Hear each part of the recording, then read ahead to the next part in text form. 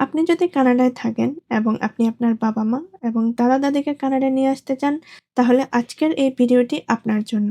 Hello everyone, আমি তানজিনা আক্তার, একজন regulated Canadian immigration consultant অর্থাৎ RCIC। কানাডার ইমিগ্রেশন সংক্রান্ত কোনো পরামর্শ এবং সার্ভিসের জন্য আমার সাথে যোগাযোগ করতে পারেন। কানাডায় বাবা-মা এবং দাদা-দাদিকে নিয়ে আসার জন্য ৩টি অপশন রয়েছে। প্রথম অপশনটি হচ্ছে প্যারেন্টস অ্যান্ড গ্র্যান্ডপ্যারেন্টস প্রোগ্রাম। এটিই একমাত্র প্রোগ্রাম যেটার মাধ্যমে আপনার বাবা-মা এবং গ্র্যান্ডপ্যারেন্টস পার্মানেন্ট রেসিডেন্ট হতে পারবেন। একবার পিআর পেলে তারা কানাডায় স্থায়ীভাবে থাকতে পারবেন, কাজ করতে পারবেন এবং সরকারি স্বাস্থ্যসেবা পাবেন। তবে এই প্রোগ্রামটা খুবই কম্পিটিটিভ। এই প্রোগ্রামে আপনি সরাসরি আবেদন করতে পারবেন না।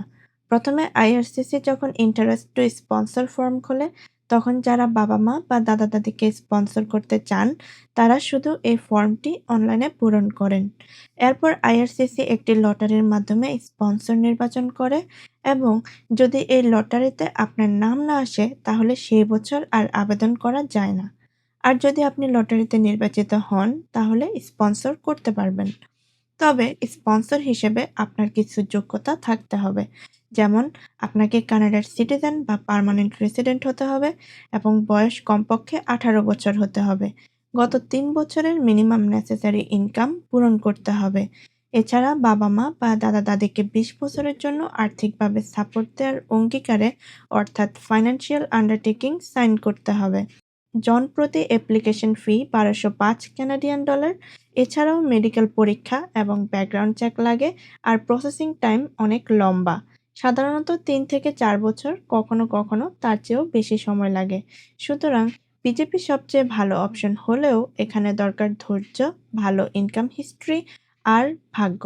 দ্বিতীয় অপশনটি হলো সুপার ভিসা। এটি একটি টেম্পোরারি রেসিডেন্ট ভিসা।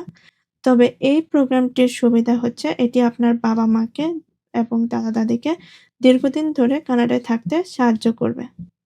এই ভিসা সর্বোচ্চ 10 বছর পর্যন্ত ভ্যালিড হতে পারে এবং প্রতিবার কানাডায় এসে তারা 5 বছর পর্যন্ত থাকতে পারবেন। এই ভিসায় কোনো লটারি নেই, যে কোনো সময় আবেদন করা যায়। তবে আবেদন করার সময় বাবা-মাকে কানাডার বাইরে থাকতে হবে এবং স্পন্সরকে একটি ইনভিটেশন লেটার দিতে হবে। স্পন্সরকে অবশ্যই কানাডার সিটিজেন বা পিআর হতে হবে এবং ফ্যামিলি সাইজ অনুযায়ী মিনিমাম ইনকাম দেখাতে হবে। এখানে সবচেয়ে গুরুত্বপূর্ণ বিষয় হলো মেডিকেল ইন্স্যুরেন্স। এটা বাধ্যতামূলক এবং কমপক্ষে 1 বছরের কানাডিয়ান ইন্স্যুরেন্স থাকতে হবে, যার কভারেজ হবে $1,00,000। মেডিকেল পরীক্ষাও দিতে হয়। জনপ্রতি application fee 100 Canadian dollar. Super ভিসাতে এসে বাবা-মা কাজ করতে পারবেন না, তবে লম্বা সময় থাকার জন্য এটা খুবই ভালো অপশন। প্রসেসিং টাইম সাধারণত 2 মাসের মতো, দেশভেদে একটু কম বা বেশি হতে পারে। তবে সবচেয়ে বেশি রিফিউজড হয় ইনকাম বা ইন্স্যুরেন্স ঠিক না থাকার কারণে। তৃতীয় অপশনটি হচ্ছে ভিজিটর ভিসা। এই অপশনটিও একটি টেম্পোরারি রেসিডেন্ট ভিসা, তবে এটি হচ্ছে সংক্ষিপ্ত সময় কানাডা থাকার জন্য। বাবা-মা যদি অল্প সময়ের জন্য ঘুরতে আসতে চান, ফ্যামিলি দেখা করতে চান বা কোনো বিশেষ কারণে আসতে চান, তাহলে এই ভিসা ব্যবহার করা হয়।